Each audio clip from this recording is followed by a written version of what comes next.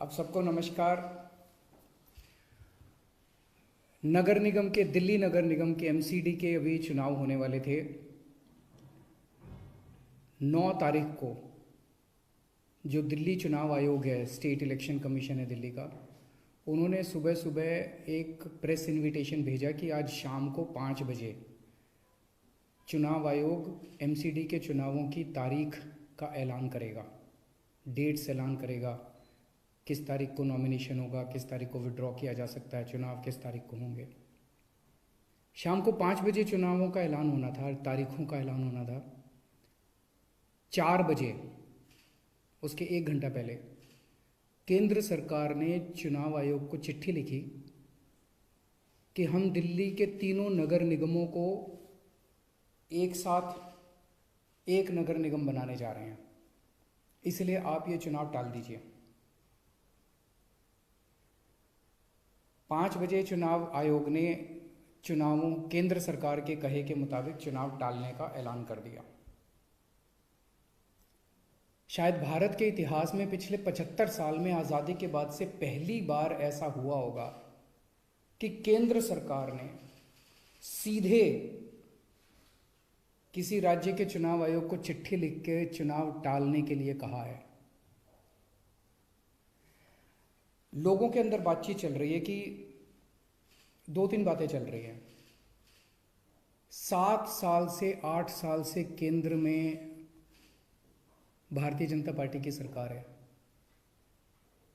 8 साल, अगर इनको तीनों एमसीडीज को एक साथ करना था, इकट्ठा करना था, 8 साल में इन्होंने क्यों नहीं किया? चुनाव की तारीखें ऐलान करने के 1 घंटा पहले इनको अचानक याद आई कि अब हमें तीनों एमसीडी को इकट्ठा करना है, इसलिए चुनाव टाल दिए जाएं। तो लोग कह रहे हैं कि एमसीडी को इकट्ठा करना, एक करना तो बहाना है, मकसद चुनाव टालने का था। क्योंकि बीजेपी को लग रहा था कि दिल्ली में अब अगर चुनाव होंगे तो आम आदमी पार्टी की ज़बरदस्त लहर है, बीजेपी उस लहर में बह जाएगी और बीजेपी हार जाएगी, इसलिए चुनाव टालने के मंशा से ये किया गया। दूसरा, ये भी लोग कह रहे हैं कि चुनावों का तीनों नगर निगम एक साथ करने से क्या लेना देना है। आज 3 नगर निगम हैं दिल्ली में, 272 वार्ड हैं, कुछ इसमें कुछ इसमें कुछ इसमें। तो तीनों नगर निगम के काउंसलर अपने अलग अलग नगर निगम में बैठते हैं। चुनाव हो जाने दीजिए, अगर तीनों को इकट्ठा भी कर दोगे आप तो वो एक जगह बैठने लग जाएंगे। दोबारा चुनाव कराने की क्या जरूरत है? अभी चुनाव रोकने की क्या जरूरत है? चुनाव टालने की क्या जरूरत है? चुनाव करवाओ, नए काउंसलर आएंगे और नए काउंसलर जो भी आएंगे वो जब तक तीनों नगर निगम है तीनों में बैठ जाएंगे, एक नगर निगम होगा वो एक साथ आके बैठ जाएंगे। तो चुनाव टालने की तो जरूरत ही नहीं थी। लेकिन मकसद तीनों नगर निगम एक साथ करने का नहीं था। अगर करना होता तो 7 साल में कर लेते ये लोग। मकसद था चुनाव टालने का। ये देश के लिए अच्छा नहीं है, दोनों चीज़ें अच्छी नहीं हैं। जो केंद्र सरकार ने चिट्ठी लिख के चुनाव टालने को कहा वो भी ठीक नहीं है, और चुनाव आयोग केंद्र सरकार के सामने झुक गया और चुनाव टाल दिए, ये भी अच्छा नहीं है जनतंत्र के लिए। मेरी हाथ जोड़ के प्रधानमंत्री जी से अपील है, प्रधानमंत्री जी, सरकारें आती जाती रहेंगी, कल आप भी नहीं होंगे, कल मैं भी नहीं होऊंगा। हम इम्पोर्टेंट नहीं हैं, लोग इम्पोर्टेंट नहीं हैं, पार्टियां इम्पोर्टेंट नहीं हैं, देश इम्पोर्टेंट है।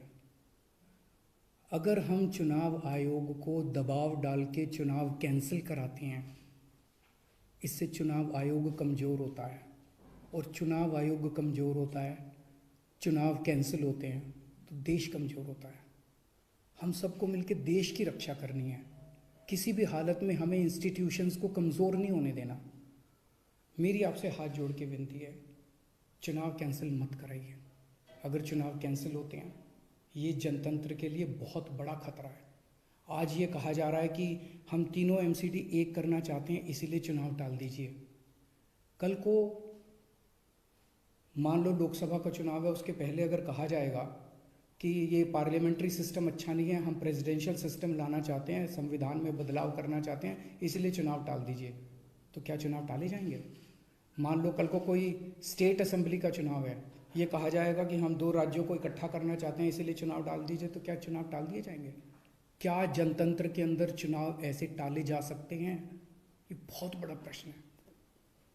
मैं प्रधानमंत्री जी से यही निवेदन करना चाहूँगा, कल केजरीवाल भी नहीं रहेगा, कल मोदी जी भी नहीं रहेंगे, ये देश रहेगा। इस देश को अपने को कमज़ोर नहीं करना। मुझे नहीं पता कि राज्य के हमारे जो स्टेट इलेक्शन कमिश्नर हैं उन पे ऐसा क्या प्रेशर डाला गया, उनको क्या धमकी दी गई, इनकम टैक्स की, ईडी की, सीबीआई की कोई धमकी दी गई, या वो अभी अप्रैल में रिटायर हो रहे हैं तो उनको पोस्ट रिटायरमेंट कोई लालच दिया गया, मुझे नहीं पता क्या दिया गया, लेकिन वो तुरंत 1 घंटे के अंदर चुनाव टालने को तैयार हो गए। ऐसे संस्थाएं कैसे चलेंगी? और मैं हमारे स्टेट इलेक्शन कमिश्नर से भी कहना चाहूँगा कि सर, अगर आप ऐसे चुनाव टाल देंगे, ये तो जनतंत्र ही नहीं बचेगा। हम लोगों ने आज़ादी किस लिए पाई थी? इस देश ने आज़ादी किस लिए पाई थी? जनता का राज है, जनतंत्र है इस देश के अंदर। आप ऐसे चुनाव टाल देंगे तो जनतंत्र ही नहीं बचेगा। मुझे नहीं पता आपके ऊपर क्या प्रेशर डाला जा रहा है, मुझे नहीं पता आपको क्या धमकी दी जा रही है या क्या लालच दिया जा रहा है, लेकिन सर, जो भी आपको धमकी दी जा रही है, जो भी आपको लालच दिया जा रहा है, बाहर आके बता दीजिए देश को, सारी जनता को बता दीजिए। देश आपके साथ खड़ा होगा, पूरा देश आपका साथ देगा। पर झुकिए मत सर, किसी के सामने मत झुकिए। देश की बात है, जनतंत्र की बात है। नमस्कार।